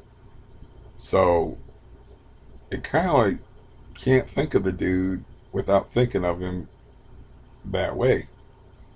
So it's like, the show I had already seen many times. Used to rewatch the episodes all the time in the 70s when I was a kid, and in the 80s when I was still in my teens. And yeah, I even remember watching an episode of it when I was in doctor's hospital in 1985 with pneumonia. And but you can't ever think of that guy again because of the way he died. It's like the lead singer to NXS, I think, died that way too. It wasn't the lead singer, and he's still alive. I apologize if it was the bassist or the drummer or the guitar player or the roadie. Yeah, but I think it was the lead singer to NXS that died that way too. Which Norm Macdonald had a rap about that, where he was like, you know, that autoerotic asphyxiation thing. It's like I heard it like intensifies the effects of orgasm by 1.5 times. And he's like, I'm not sure I understand the reward to risk ratio here. Because if it was 10 times greater of an orgasm, maybe you want to risk dying in shame. But 1.5 times? It's only half a time as good, or a half a time better than a normal orgasm. Why not have two normal orgasms? And then you're still ahead in the game. I don't know how far into the rap he went. I think I just, made that up. But, yeah. Then you think, I was thinking about like, well, if things play out badly here, I was thinking about how it would all go down and whatnot, and like how to make it as easy for everybody else. And it's like, you really, you don't want to get in states of decomposition. You don't want to like go on a walkabout and OD in the woods somewhere, and then everybody's like, oh, he's kidnapped and killed or whatever, and you want people to know right away. So you want to find your body like right away before you anybody would get worried about you, or they thought you got kidnapped or wandered off or whatever. Um, yeah, sold as a sex slave or what the hell else. Yeah. Um, yeah, you think about the depravity of human beings. It's like, kind of hard not to be misanthropic. And that's why I try not to watch. Yeah, like when I talk to my niece, it's like, yeah, I like that SVU show, but you have to like limit it, like alcohol. And she's like, what? And she goes, wait a minute, I think I understand what you mean, because she's very smart. So she's like, yeah. After a while, you just start to hate everybody and everything. You really start to hate people watching that stuff. As far as like the latest uh,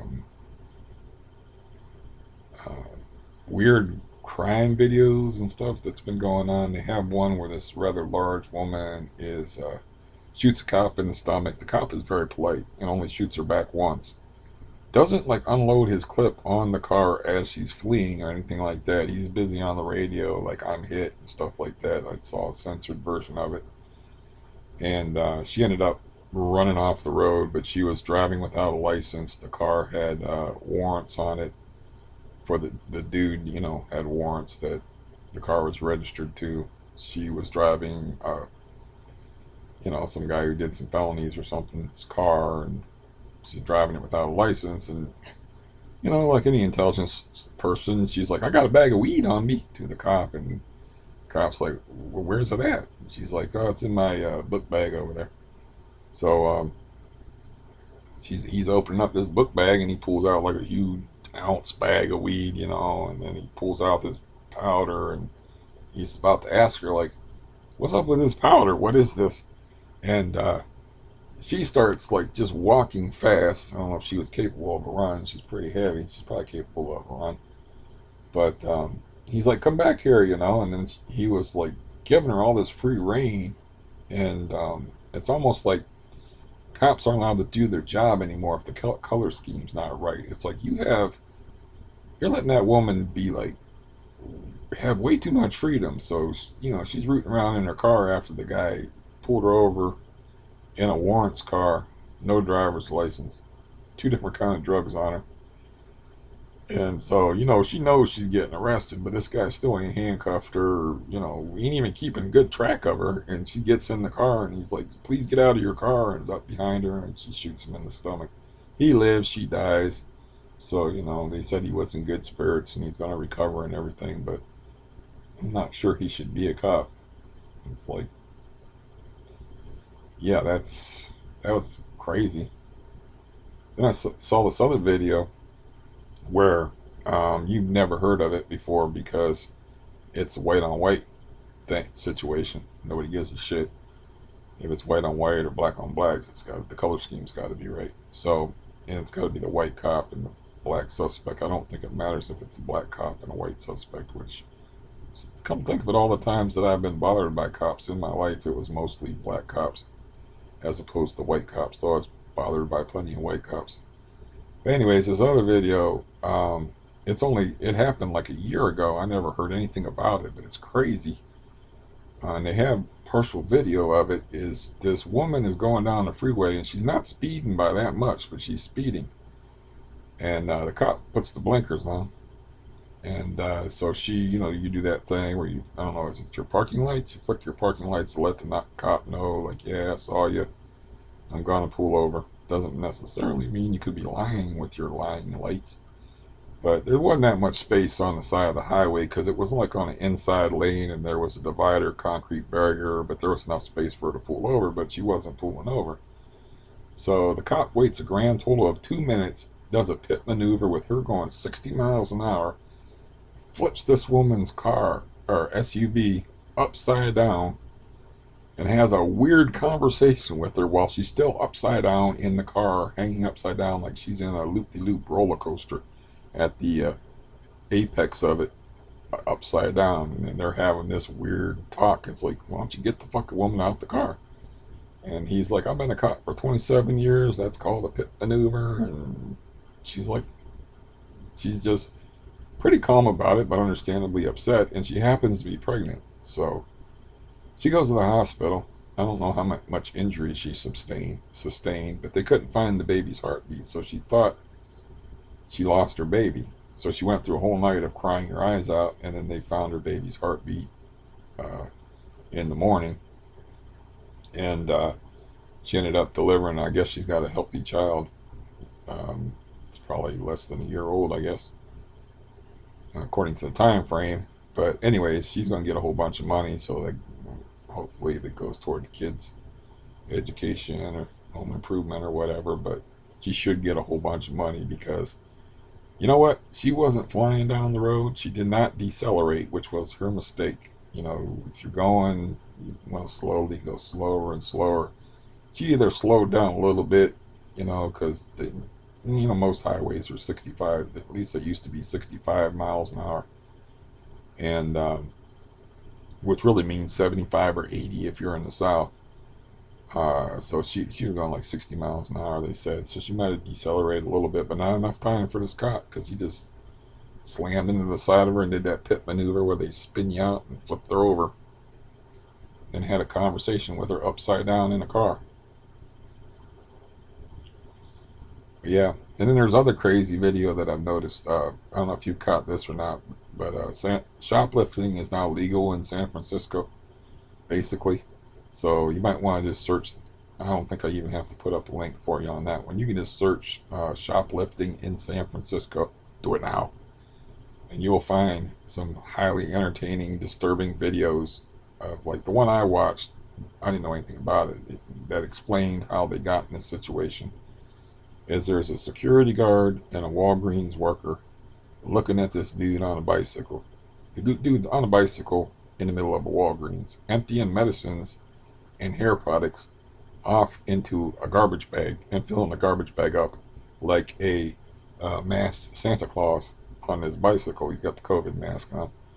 So they're just watching him, and there's like the security guards there, and according to store policy, he's not supposed to confront anybody, and it has to do with the laws in San Francisco, which going into it a bit much, but anything under $900 is considered a misdemeanor, and the criminals know exactly how much time the cops get there, but the store, the store employees, the criminal, everybody knows that nobody's getting prosecuted over this situation, so nobody stops the guy. So they watch this guy fill up a garbage bag full of shit, and just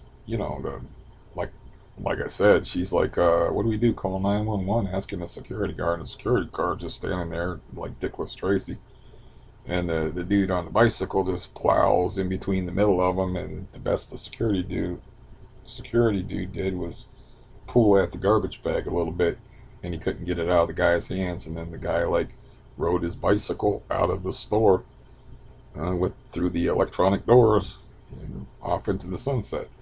Now they have people that they know like the call and response time to their criminal activity, and they know that they're not going to get prosecuted, so they actually have rounds where they're like, okay, we'll go hit this store on Tuesday, we'll hit CVS on Monday, we'll hit Walgreens on Wednesday, and you can tell they got it all planned out. They know exactly where to go. They know they're in a hurry, like they're on like bank robbers in a movie where they're on the clock and they're like, oh, we got 4.5 seconds to get this done or whatever. So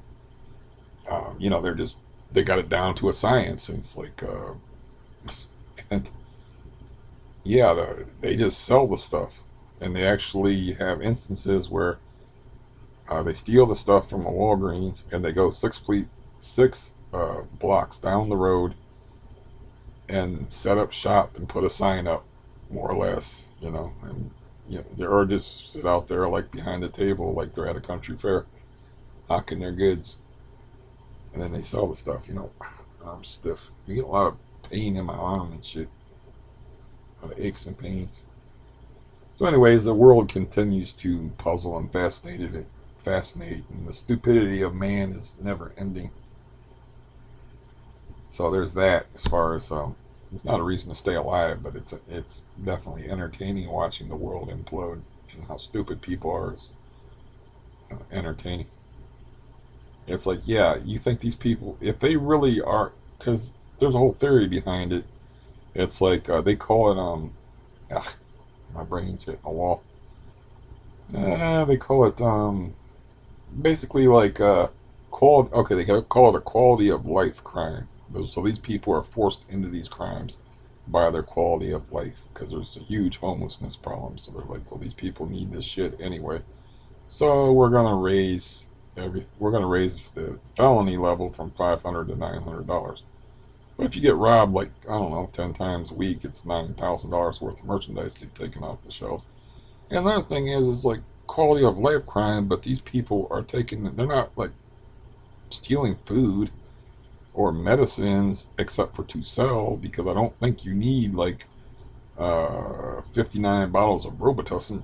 You can be like swiping the medicines and stuff off of the shelves, and then they're just selling it to buy drugs, which is why they're homeless in the first place.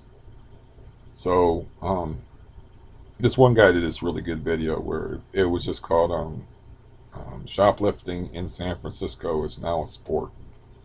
So he broke down all the reasons behind it and the logical problems with it, and it's like why it happened, and then he had all the statistics too, like 42% of all criminal activity happens in 8% of CVS stores nationwide. And guess where those 42% of the crimes are happening? And then there's like people complaining because stores are closing up shop and leaving the area. They're like, well, they're abandoning the community, and then there's the honest people are like, look, I get my medications and stuff at Walgreens. Like, where am I going to go? What am I going to do? You know, same thing as with when the riot situation where they were burning down black businesses and stuff. They talked to other black people and they're like, yeah, I'm old and I don't travel well, and like that is, I'm kind of scared because that is where I get my food and stuff, and now they just burned it down. So none of it makes any sense. It's all a bunch of madness and stupidity. Um, I never thought I'd see anything like that. I sent it to my cop buddy, and all he wrote me back was, "Wow," because he don't keep track of the world. He don't care about the world no more. He just cares about his family. He's 68 years old. Did over 40 years in law enforcement. He's seen enough of the world to last him. So he don't keep up with like news trends and stuff, and he don't really don't watch any TV or anything like that. He'll watch a movie from time to time. That's about it. He's like, "Have you seen Secondhand Lions?" And I'm like, "Oh yeah, about 20 years ago." He goes, "Well, that's a good movie." And I'm like, "Yeah, I think it was. I don't know. I saw it when it come out like 20 years ago." Um, but yeah, there's, you know, at least this video has some has me in a better mood, and I'm still talking about horrible stuff, but there's also some stuff that may be of interest to people. And I still feel awful. I don't notice it as much until I'm upright because my weight's off my leg and stuff, but also the not wrongness that I feel inside me is like emphasized when I'm up and walking around. I spent so much time in bed for the last 3 weeks, and I spent a lot of time in bed anyway. You know, just because why would you want to walk on a destroyed leg? And then for a while, I was trying to exercise the leg, and it was giving me like too much pain. That's kind of what started off. Like this happened May 20, like May 26th, because uh, my aide worker had her tooth surgery on May 27th, and I remember talking to her May 25th.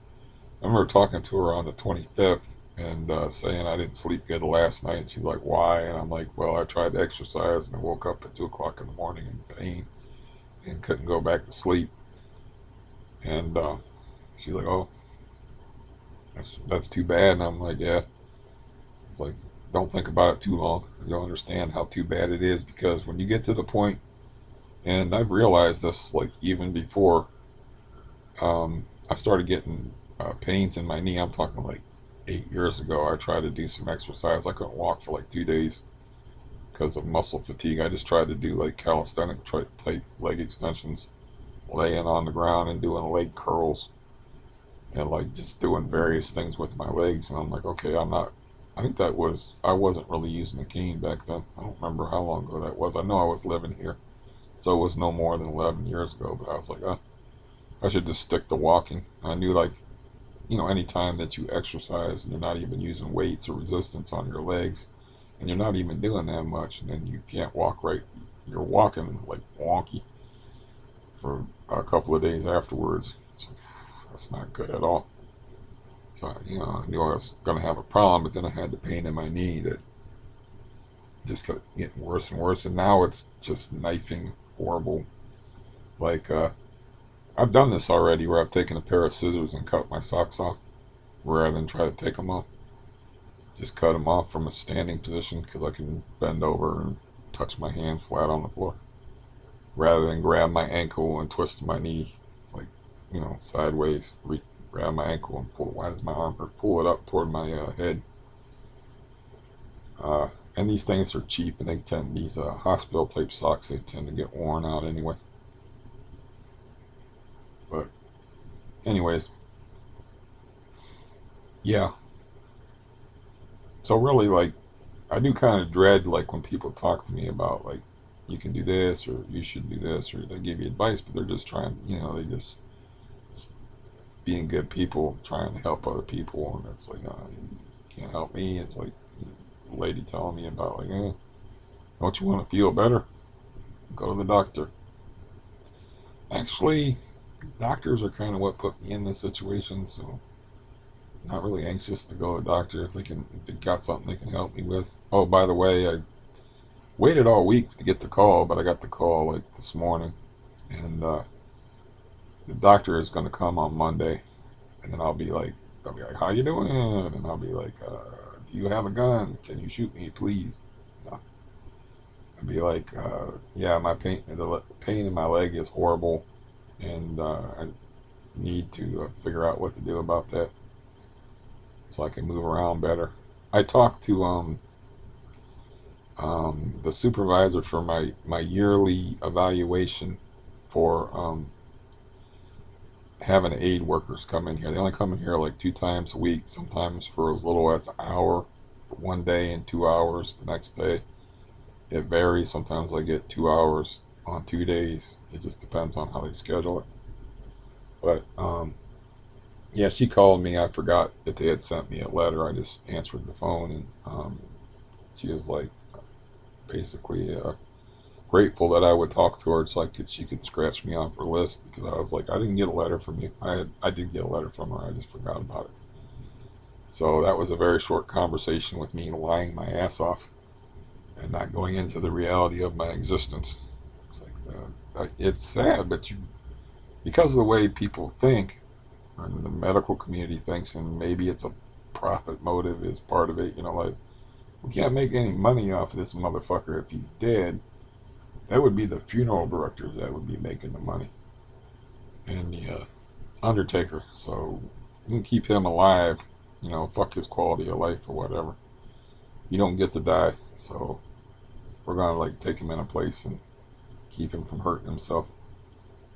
But you can't really talk to like family and friends about this. It's like you'd like to talk to them about it, but people, you can understand, like loved ones are close to you, or maybe they haven't accepted the situation. If they don't know the full horror of my existence, nobody really does. Same way I don't know what it's like to be you. So, you can't fault them for that. And they love you and they want you to be around because it's going to miss them. It's about them, of course. It's going to miss them. It's going to affect them adversely. And so you can't really talk. It's sad, but, you can't really talk like real facts to people about the situation. And it's like, like I said, I don't know how much that comes from any sort of religious ethic about the sanctity of life, how much of it comes from the business acumen of the medical community, or why it even exists, that you can't be like, look, I'm not getting any better. My life has already been a living hell, filled with surgeries and doctors and chronic disease and humiliation and misery that you can't even imagine. Why should I have? How long do you want me to continue? It's like, how much is enough? And how come I don't get to say when it's enough? This isn't like there's different things. Like, there's clinical depression, which my brother has, and he suffered from, to the point where, like, really nothing physically wrong with you, dude. You just don't go to the doctor, you don't go outside, you don't do anything, and you've got a depression. And so if he killed himself, it's like, you can understand people wanting to prevent him from killing himself, because he's having a good time now. He's, like I said, he's like beating himself up with docks now, and going fishing and catching 5-pound walleye and 6.5-pound bass, and he has a life and family and things to do, and he's still got he's still in good enough physical shape to do most things. I told him, like, you should buy a bed to ease you and comfort you in your declining years. He laughed, but he ain't gonna be laughing in a few years.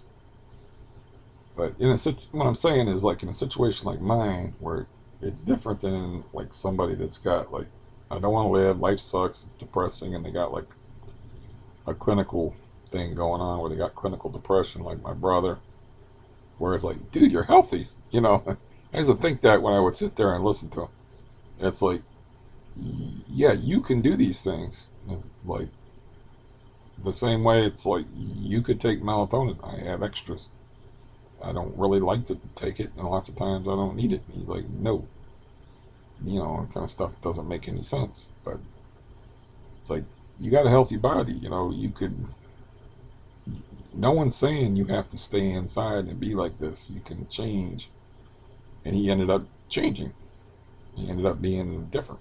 You know, like I've said before, people thought it was a miracle that I got him to go to Niagara River in New York and go salmon fishing with us. And I think he might have even said something at the time. He's like, well, all I'm doing is laying around the house waiting to die and thinking about killing myself. So, just gonna go. I think he said something like, I'm just gonna go crazy, staying inside all the time. But trying to think what year that was. I'm guessing um, early 2000s, probably. Yeah, early 2000s. Now he's like a different dude, and he wasted his whole youth just like. And you couldn't talk to him about it. He was like cruel and vicious. Uh, yeah, you could try to do things for him, but he just slapped you in the fucking face. Leave me alone. That kind of shit. And you can't help people that don't want to be helped. So you have situations like that. You have like situations like there's a famous old time porn star that was named Savannah. She got in a car accident and broke her nose and did something to her face. And then she looked in the mirror and saw that she was ugly and then killed herself. Now, she probably had some other reasons for doing that, but it's like your face will heal. Don't know about, the rest of your psyche or whatever, but that was the thing that pushed her over the edge. She had one name, Savannah. This is like going back to the 90s. And other things like that where it's like, okay, this is a temporary thing. This is something that you can work through or you can get over. Say like um, your husband comes back from Vietnam and kills himself. It's like, yeah, you're devastated, you're alone, and you want to die and you want to follow him, but you can go to groups and time will help heal and you can find somebody else. And I'm telling somebody else's story right now. This is all actual and factual. Um, but at that time, that might be the kind of person that you would want to lock up and be like, force them into a situation where they can't hurt themselves. Just like you're suffered a horrible thing and you're going through a lot of grief, and you're just gonna have to give yourself time to grieve and get over it. So there's different circumstances that surround these things. So I'm not saying it's always bad that they force you into living. They just don't seem to have any um, discernment concerning it, or really any logical judgment behind how they figure it. It's like that's why I like that one episode of The Twilight Zone where this guy had a broken arm and this other guy had a bad cold or something like that, and the one guy was complaining to the guy with the broken arm, and he was the one dude was like, I wish I could change places with you, to the guy with the broken arm. So they changed physical states, and the guy that used to have the cold is screaming, and the other guy's like, woo, woohoo, my arm's not broke no more. I just wish I could do that with somebody for a couple of seconds. It would. They say a picture's worth 1,000 words. Give me about 2 seconds of your time, just so you can feel what this feels like, and then you'll understand. It's like, okay, doc, you ready? He'd be like, ah. And then he would be shook up, and I would be like, have 2 minutes of like, wah, or 2 seconds, or however long I said, of like, I'm going to dance, man. Got a body I can dance in now. Going to do the electric slide and the moonwalk and shit. Go all retro. Yeah, that's long enough, I suppose. I mean, I can't guarantee you if I'll probably be doing less videos now for a while. I mean, I'm not sure if they help my mood or anything like that or whatever. I do like feeling worthwhile. While I was very sick, it was kind of funny. I was like, oh, I'm so tired, I can finally go to sleep. And this person started asking me questions about benzos, like, how do you taper? and stuff like that. You know, they're like they ran out of Xanax, and they were like, they watched a couple of my videos, and they were like, watched the one where I was like, stockpile. The word for today, children, is stockpile. She's like, how do you stockpile? She or he. And so I stayed awake, and you know that makes me feel good if I can be useful to people in some capacity. But it's not useful putting up something that's just all doom and gloom. Like this covered some dark territory, but it wasn't all doom and gloom. It's like I really, really wanted out of it when I made an attempt at the one video. It's like I still went out of it, but not like I said. It's just something that happens. I got this. Well, the life force is pretty fucking stupid. Let's put it that way. So you'll just go through these times where you're just like you have no reason at all, but you're just in a better mood. Just like my brother would go through times where there was no reason at all, but he would just be in a shit mood instead of looking. You know, I used to say, I think I said this to my sister. It's like I'm more of a glass half full guy. My brother is more like a glass half empty guy, spilled on the floor and broken into pieces, and then he steps on the broken glass. That's the kind of outlook he's got. Um, yeah, he's a glass half empty, broken on the floor, glass shards of glass in the foot guy. So you'll have times where like there's nothing that's changed. I mean, as soon as I get up, man, my hip is gonna be popping, which is new, and I don't even know what to make of that. With the new pain in the hip, I have no idea what that's about. Or I still got 3 kneecaps. Nothing's changed from a few days ago. Um, I've been eating less. Uh, my food's staying in me, which is good. I did have a day like where I had 101.6 fever, and I was like, yes, because that means you're sick, and if you're sick, you can get better.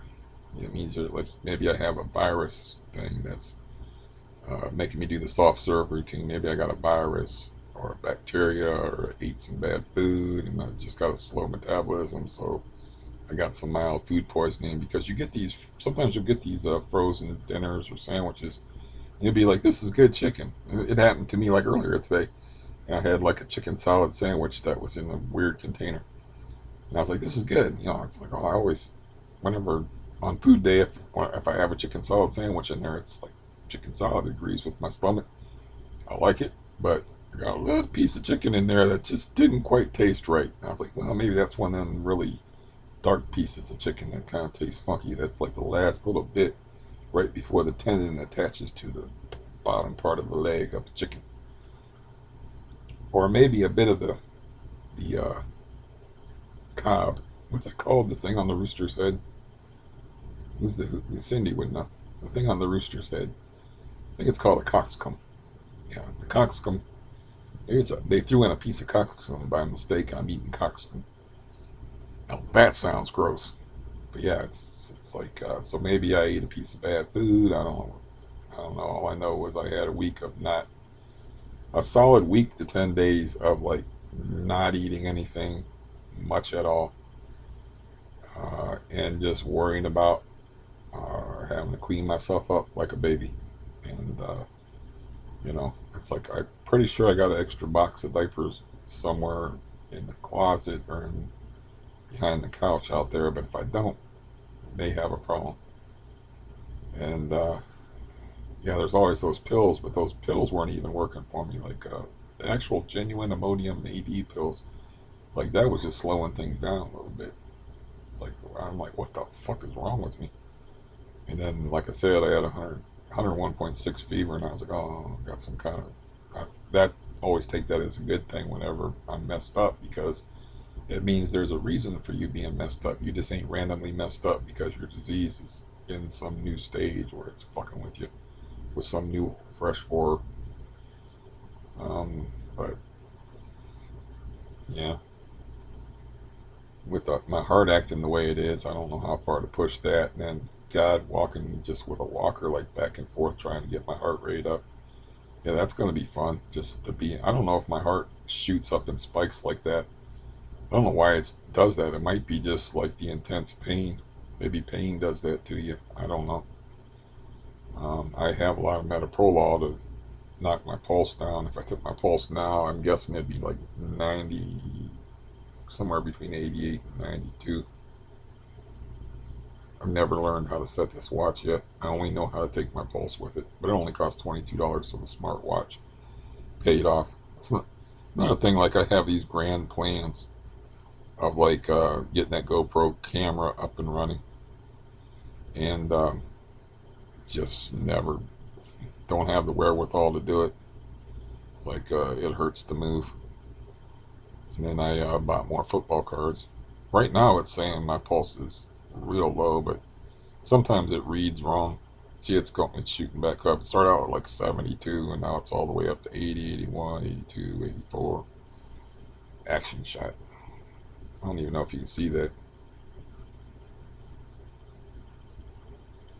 Yeah. 90, about where I guessed. 89. But that's, I took a metoprolol, that's why it's down. It was, you saw where it started when I started the video. It was in the hundreds, and it was 120 by the time I flipped my wrist around and looked at it.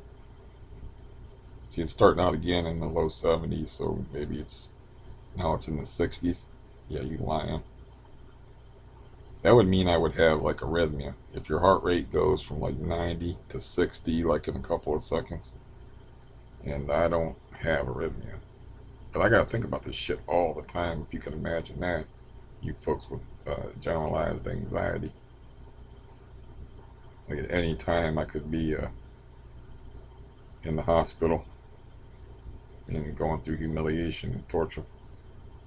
Instead of, I prefer to go through my humiliation and torture in the privacy of my own home.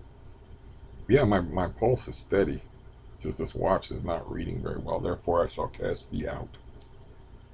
Anyways, so I got nothing else to talk about, really. I'll let you go about your business. That should be an hour and a half to a 2-hour video about a whole lot of nothing. I try to make it interesting and talk about out of the way and or salacious topics besides the doom and gloom stuff. It would be funny if I bought all these football cards and ended up dying. I got like thousands of dollars worth of football cards, and I was planning on selling them, and the Browns are poised. The hype for them is already off the chain. The national media is like hyping them up like crazy. By the time August rolls around into September, if they even have a good showing against the Chiefs and it's an exciting game, they don't even have to beat the Chiefs. That's game one. But if they beat the Chiefs, man, my stuff is gonna be worth crazy money. Like I'm talking crazy. Like one of the cards that I had, somebody was asking $2,000 for. It's just one card, and his card was ungraded. My card is a PSA 9, so it's graded by Professionals Mint. And PSA is BGS is number one grading company, and PSA is number two. So those are the only two that really matter. You got GMA, you got these other companies that piled on the bandwagon, but they don't grade strictly. So it's funny because people want a higher grade for the product, so they give out higher grades, so more people will send them their cards. But the problem is, if you're looking at a card and it's graded 9 and has a big old fucking dent in it, it kind of ruins the credibility of the whole situation. So, anyways, the point is like literally thousands upon thousands of, maybe even it could possibly go into the 5 figures. I have huge boxes of Nick Chubb, Baker Mayfield. I just picked up a nice lot of Kareem Hunt rookie autos, super cheap, from a guy who was a Kansas City fan. So he come from Kansas City. They got no use for him there. He's just bringing up bad memories for him, because they should have won the Super Bowl, but Kareem Hunt got in that hallway incident over some stupid girl that he wouldn't let get drunk in his apartment because she was underage, And he didn't. I think he like half-ass kicked her, which it wasn't a real kick. But anyways, the Kansas City Chiefs were like, "Sorry, we don't want you anymore." And it was in the middle of the season, all because like he wouldn't let an underage girl come into his apartment and get drunk because they came from the bar, didn't know how old she was until he more or less carted her in the hallway and like, no. So he does the right thing. She stands out in the hall and screams like a banshee until he can't take it anymore. He goes out in the hall. He's a professional football player, so he just plows through everybody in the crowd, and he knocks people into the girl that's screaming and knocks her into the wall, the underage girl, and then she spit on him like, I don't know. I'll put that link up there. I'll put a bunch of links after I go back and watch this. Um, she spit on him and used racial slurs on him and stuff, and like got him to lose his shit.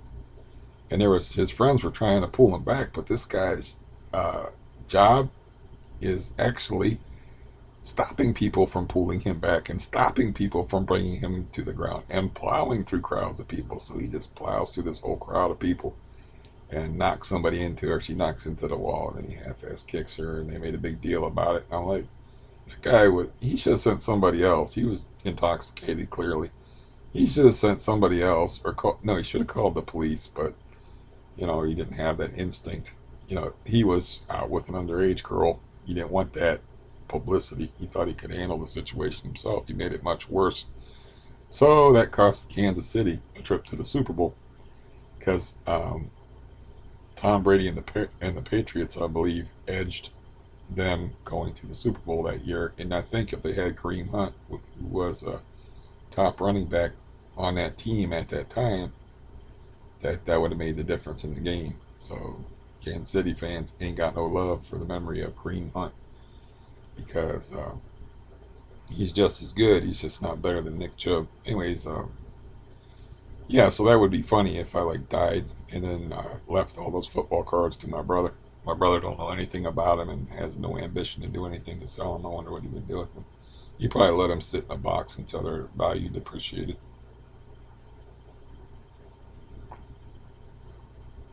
Anyways, so I managed to a reasonable facsimile of a good mood for a while. It's just a better mood than it was, and like I said, I try to keep it interesting for y'all. But I'm not going to be doing videos on here much. I got like stuff to deal with. Unless you never. It is true that you never know how things can change as far as your mood. I know, like, I'm going to go through all sorts of living hell to get anything done about my physical condition. I've just got a whole miserable, horrid road ahead of me that I just don't want to even bother with because it's pointless. I know all that, but my mood will go up and down sometimes regardless because, like I said, the life force is ignorant son of a bitch. And it don't know no better. You still have that survival instinct in you. That's really the survival instinct is the driving force behind everything. If you want to watch something interesting, and of course I'm talking about a lot of stuff that I watch because I don't get to do anything else, watch a show about octopus intelligence. Octopuses are smart as hell, and they had to be smart as hell because they decided they didn't need a shell anymore for some reason. So they had to figure out all different kinds of ways to hide to keep from getting eaten because the ocean is the most kill or be killed place in the world. It's like there is nothing but, as Captain Ahab would say, the constant bloodbath that goes beneath yonder surface when he's throwing up his indictments against God. Anyways, the octopus, they have video of it. This dude figured out how to carry a shell with him, so he's thinking ahead, and he's got 2 pieces of coconut. They just put it in there, and I think it's of the ocean floor, but they put it down there so to see what would happen. They're just experimenting all the times with octopuses to try to figure them out because they're like an alien life form. So this dude is carrying around 2 halves of a coconut, and then when he stops, he sets 1 half of the coconut down, he puts himself in there and he makes his own shell out of the other half of the coconut. Now you gotta think that stuff out. It's not something, it's not like, oh, I'm gonna crawl in here because this is a safe place to be. Any animal can do that, but to carry your suitcase and luggage with you in order to have your toothbrush and for the plane ride, that's a little bit different than picking up your toothbrush and then poking around in your mouth with it randomly because, hey, this seems to be a good thing. And like animals' instinct is of course to hide because survival was the most important thing. But there used to be different theories about why octopuses are so intelligent, and they just finally decided on the most logical one, that it's all survival driven, and that's what most of life is survival driven. The life force itself has some kind of overwhelming instinct inside all living beings, where life insists upon itself. It's like, yeah, life, life, life, which you don't want to extrapolate the conclusions from that if you don't want to think about that too much. But that doesn't mean I won't be, I'll just go by what mood I'm in. I'm not going to be on here, just randomly being miserable. I have to be real about my situation and stuff, but it's not fair it's not doing anybody any good. I'm not going to get any entertainment out of it. They're just going to feel horrible. It's like, I'm sorry if you got attached to me or whatever, but yeah, you was warned. I don't look. That's why I don't care about how much of a viewership I had or anything like that. It's always cracked me up when people are like, yeah, that's good content. If you want good content, if you want to grow your channel, you could add some music or some graphics. And I'm like, dude, I don't even set my smartwatch to know to accurate time. It's like, I'm not going through the bother, and I don't want viewers or viewership or sponsors or money off of, like, who would pay money for this? It doesn't even make any damn sense. I mean, I would be a really good beggar, like, blind kids on the streets of Calcutta type, because I'm just such a miserable human specimen, and I can still, like, dance like a organ grinder's monkey and entertain while being miserable. So I would be a good beggar, like, you can support me on Patreon, and or like the Stevie Fund, uh, for just the $2 a month. You can help me save up for an orthopedist or whatever, but I ain't doing that shit. That I'm just not. Um, Anyways, that's enough of me. I'm tired. My voice is my voice definitely isn't what it used to be since I lost my toofuses, and it's getting worse as I go. So I've got vocal fatigue to boot. But there you go, something to listen to. And like I said, it all depends on my mood. Is if I can find a flower or two amongst the manure, and I will pluck it for you and give it to you. Goodbye.